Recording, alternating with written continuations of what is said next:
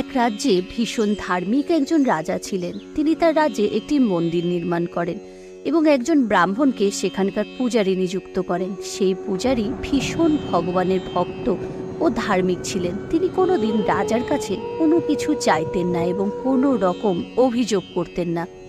এভাবে দেখতে দেখতে 20 বছর কেটে গেল। রাজার একটা ছেলে ছিল, তাকে রাজা পড়াশোনা শিখিয়ে খুব ভালোভাবে মানুষ করেছিলেন। দেখতে দেখতে সে বড় হয়ে গেল। এরপর এক খুব সুন্দর রাজকুমারীর সঙ্গে তার বিয়ে হলো। বিয়ে হয়ে আসার পর প্রথম রাতে রাজকুমারীর ওই রাজমহলে কিছুতেই ঘুম আসছিল না। ফলে রাজকুমারী ঘরের মধ্যে ঘুরতে থাকলো। ঘুরতে ঘুরতে সে একটা মণিমুক্ত গাঁথা তলোয়ার দেখতে পেল। সেটিকে ভালোভাবে দেখার জন্য রাজকুমারী তলোয়ারটি নিজের হাতে নিল, কিন্তু সেটির ধার ও চমক দেখে তলোয়ারটি রাজকুমারীর হাত থেকে পড়ে গিয়ে রাজকুমারের গলায় লাগলো এবং তলোয়ারের আঘাতে রাজকুমারীর শিরচ্ছেদ হয়ে সেখানেই তার মৃত্যু ঘটল। তখন রাজকুমারী কাঁদতে কাঁদতে ভগবানকে বলল, হে প্রভু, আমার সাথে এটা কি ঘটে গেল? বিয়ের প্রথম রাতেই আমার স্বামী মৃত্যু ঘটল, তাও আবার আমার হাতে। কিন্তু এই কথাটা আমি কাউকে বলতে পারবো না, কারণ বললে ওই কথাটা কেউ বিশ্বাস করবে না। তার উপর আমার হাতে আমার স্বামীর মৃত্যু হয়েছে জানলে আমার শ্বশুরবাড়ি ও বাপের বাড়ির চরম বদনাম হবে। এরপর ভোরবেলা রাজকুমারী দেখল ওই মন্দিরের পূজারী এসে কুয়োতে স্নান করে মন্দিরের ভেতরে চলে গেল। তখন রাজকুমারী কান্নাকাটি শুরু করলো এবং চিৎকার করে বলতে শুরু করলো, কেউ এসে আমার স্বামীকে হত্যা করে চলে গেছে। তার কান্না শুনে লোকজন জড়ো হয়ে গেল। তারপর সেখানে রাজা মশাই আসলেন। তিনি জিজ্ঞাসা করলেন যে রাজকুমারকে কে হত্যা করেছে। তখন রাজকুমারী বললেন যে তাকে হত্যা করেছে আমি তাকে চিনি না, কিন্তু তাকে আমি মন্দিরের দিকে যেতে দেখেছি। সকলে তখন মন্দিরের দিকে গেল এবং দেখতে পেল মন্দিরের মধ্যে ওই পূজারী ঠাকুরের পূজা করছে। সবাই তখন ওই পূজারীকে ধরে জিজ্ঞাসা করতে লাগলো, তুমি কেন রাজকুমারকে হত্যা করেছ? পূজারী তখন বলল যে আমি রাজকুমারকে হত্যা করিনি, ভগবান সাক্ষী আছে। আমি তাকে হত্যা করা তো দূরে থাক, কোনোদিন রাজমহলের ভেতরে পর্যন্ত ঢুকিনি। তখন কেউ কেউ তার কথা বিশ্বাস করলো, কিন্তু কেউ করলো না। তখন এক একজন এক এক রকম কথা বলতে শুরু করলো। রাজার বারবার মনে হচ্ছিল যে এমন ধার্মিক পুরোহিত কখনোই কাউকে হত্যা করতে পারে না, কিন্তু বেশিরভাগ লোকজনই বলেছিল যে ওই পূজারী রাজকুমারকে হত্যা করেছে। তাই রাজা তাকে শাস্তি দিতে বাধ্য হলো। রাজা তখন তাকে বলল, আমি তোমাকে মৃত্যুদণ্ড দেব না, তবে যেই হাত দিয়ে তুমি আমার পুত্রকে হত্যা করেছ তোমার সেই হাতই শরীর থেকে আলাদা করে দেব। এই বলে তিনি পূজারীর ডান হাত কেটে দেওয়ার নির্দেশ দিলেন। ফলে তার ডান হাতটি কেটে দেয়া হলো।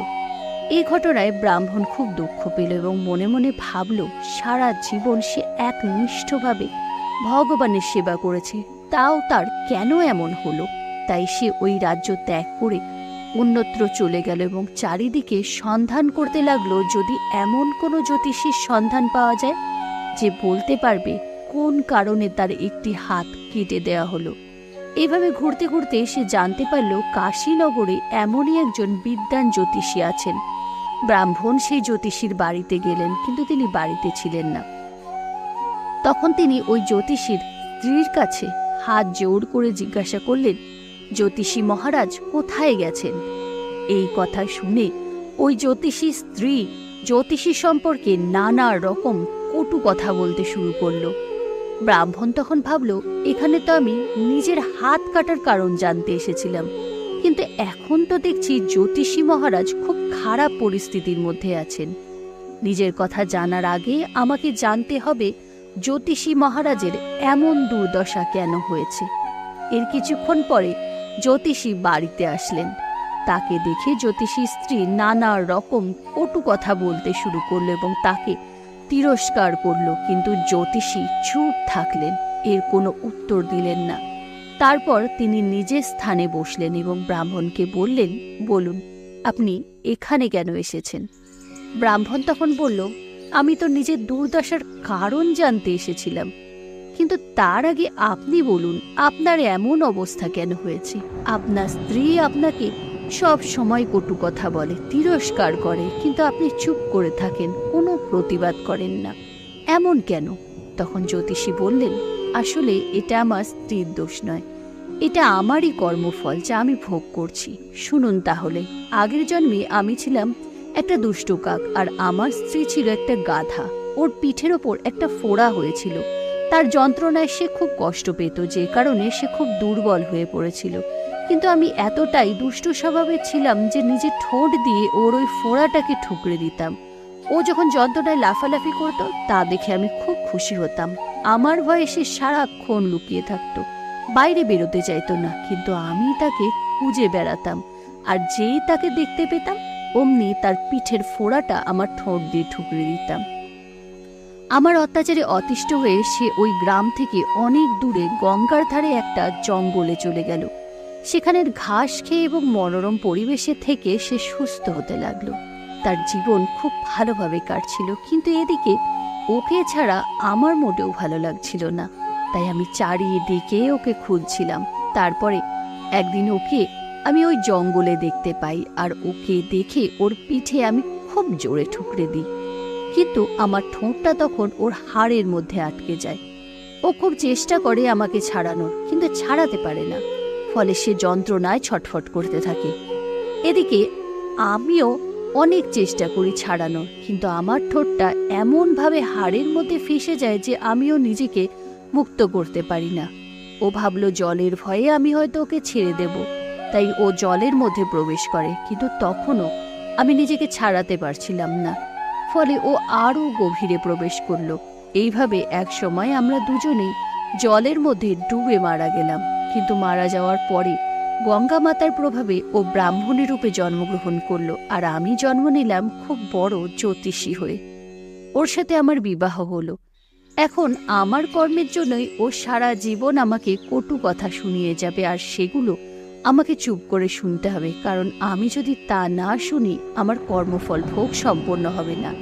এই পৃথিবীতে আমাদের যারা আপনজন, অর্থাৎ বাবা মা, ভাই বোন, সন্তান সন্ততি, বন্ধু বান্ধব, সকলেরই সঙ্গে আগের জন্মে আমাদের কোনো না কোনো সম্পর্ক ছিল, এবং আমাদের ভালো ও খারাপ কর্মফল ভোগের জন্যে এই জন্মেও তাদের সঙ্গে আমাদের সম্পর্ক গড়ে ওঠে। আমরা যদি এই জন্মে আমাদের কর্মফল ভোগ না করি, তাহলে জন্ম জন্মান্তর ধরে সেই কর্মের ফল আমাদের ভোগ করতে হবে। আমার কাহিনী তো শুনলেন, এবার বলুন আপনি কি জানতে চান? ব্রাহ্মণ নিজের সাথে ঘটে যাওয়া সব কথা তখন ওই জ্যোতিষীকে বলার পর বললেন, ওই অধার্মিক রাজা আমার হাত কেটে দিল, কী কারণে সে এমন করলো? তখন জ্যোতিষী বললেন, রাজা অধার্মিক নয়, আসলে এটা আপনার পূর্বজন্মের কর্মের ফল ছিল। আপনি পূর্বজন্মে একজন খুব ধার্মিক সন্ন্যাসী ছিলেন। রাজকুমারী একটা গরু হয়ে জন্ম নিয়েছিল, আর রাজকুমার ছিল কসাই। একদিন কসাই যখন ওই গরুকে হত্যা করতে যাবে, তখন সে সেখান থেকে নিজের প্রাণ বাঁচিয়ে পালায়, আর সে আপনার সামনে দিয়েই জঙ্গলের ভেতরে ঢুকে যায়। তখন কসাই এসে আপনাকে জিজ্ঞাসা করে যে এখান দিয়ে কোনো গরুকে যেতে দেখেছেন কিনা। যেহেতু আপনি মিথ্যে কথা না বলার পণ করেছিলেন, তাই আপনি আপনার হাত দিয়ে ইশারা করে দেখিয়ে দেন যে গরু কোন দিকে গেছে। তখন সেই কসাই ওই গরুকে ধরে ফেলে এবং তাকে হত্যা করে। এরপর সে যখন গঙ্গার কিনারায় বসে ওই গরুর শরীর থেকে চামড়া ছাড়া ছিল, তখন একটা বাঘ সেখানে আসে আর ওই কসাইকে এবং গরুটাকে খেয়ে ফেলে, আর তাদের হাড়গোড় ওখানে ফেলে রেখে চলে যায়। এরপর গঙ্গার জলের মধ্যে ওই হাড়গোড় ভেসে যায়। ফলে গঙ্গা নদীর প্রভাবে পরের জন্মে ওই গরুটি রাজকুমারী হয়ে এবং ওই কসাই রাজকুমার হয়ে জন্ম নেয়। তাদের কর্মফল ভোগের জন্যই এক রাত্রির জন্য তাদেরকে আবার মিলিত করা হয় এবং রাজকুমারীর হাতে রাজকুমারের মৃত্যু ঘটে। আর আপনি যেহেতু আপনার ডান হাত তুলে দেখিয়েছিলেন গরুটি কোন দিকে গিয়েছে, সেই কারণে আপনার ডান হাত কাটা যায়। আপনার এই হাত কাটার পেছনে রাজা বা অন্য কেউ দায়ী নয়, বরং দায়ী হলো আপনার কর্মফল। তাই আমরা যদি জানতে পারি যে আমাদের কোন পাপের কারণে আমরা শাস্তি ভোগ করছি, তাহলে সহজেই আমরা তা মেনে নিতে পারি।